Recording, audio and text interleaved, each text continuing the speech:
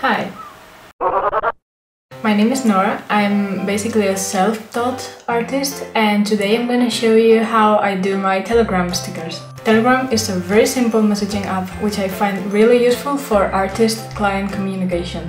You can send full resolution files, which is really great for sending and receiving references, and the other person doesn't have to know your cell phone number. You can also send these things called stickers, which I usually use for memes, but you can also create your own pack. So imagine you have a character design you want to use in your conversations. You could either hire an artist or try to do it yourself.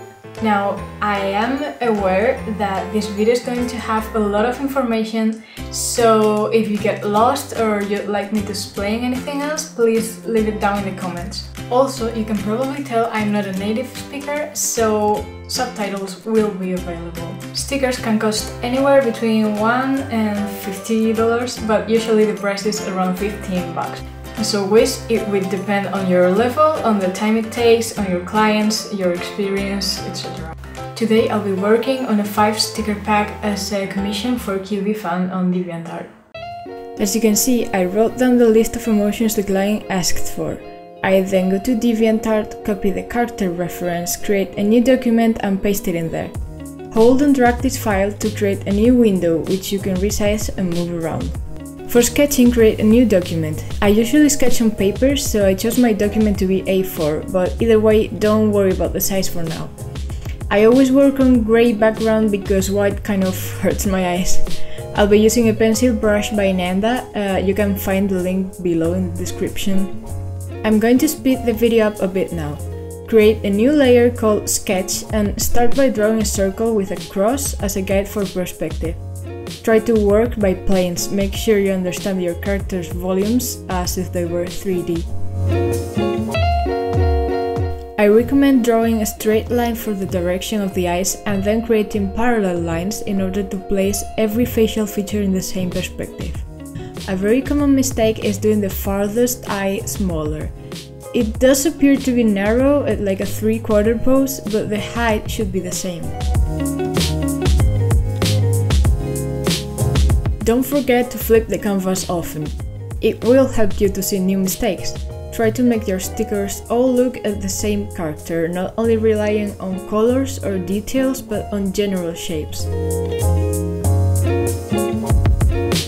Also, don't be afraid to look for references, which does not mean tracing or copying, but learning how a certain expression or body part works. For stickers, it's very useful to search for character development art in animation movies or cartoons. Try to get the flow and emotion of the pose rather than making it anatomically perfect. Next, I create a new file of 512 pixels wide and height, which is the size your sticker should be. You can work on bigger files, but in the end this is how you will have to upload them. I copy one of the sketches and paste it in there, set its opacity to around 20% and create a new layer called Lines. Using a basic round brush with size pressure sensitivity, go over your sketch with clean lines.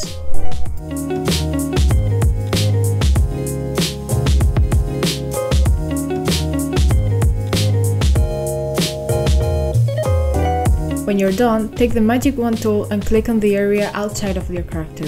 Go to Select, Expand 1 pixel, and then select Inverse.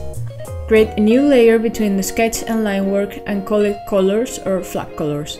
Fill your selection with your character's base color, deselect using Ctrl D or Command D, lock the layer on this little button here, and start filling in the rest of your colors. Make sure to clean the border up a bit where the selection tool didn't do a great job.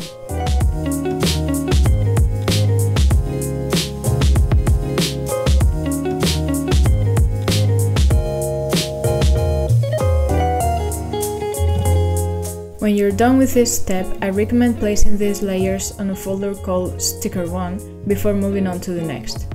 In case you're interested, I did the fire selecting areas with the lasso tool and filling them with a 50% opacity yellow to orange gradient.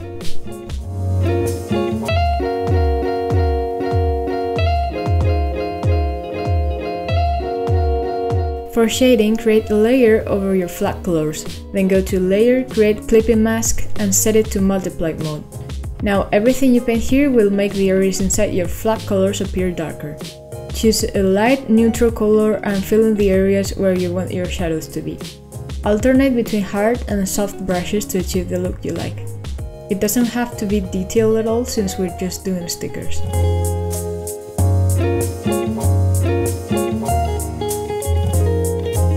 As an optional step, I always add a soft light source on top. Create a new layer over your sticker 1 group using a clipping mask again, and with a big soft brush, paint some light coming from above.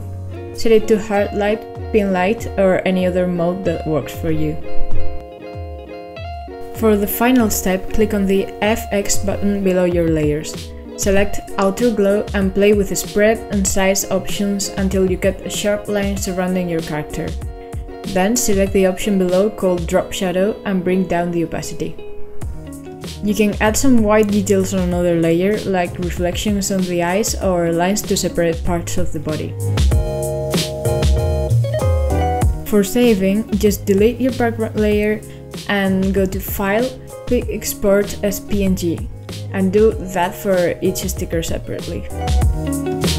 Let's create a sticker pack on Telegram. Search for the stickers bot. It will give you several commands that you can use. Click on the first command called New Pack. My Telegram bots are in Spanish, by the way, sorry about that. It will ask you for a 512 pixel size PNG transparent file. Drag and drop your first sticker, sending it without any compression, and choose an emoji which matches their expression.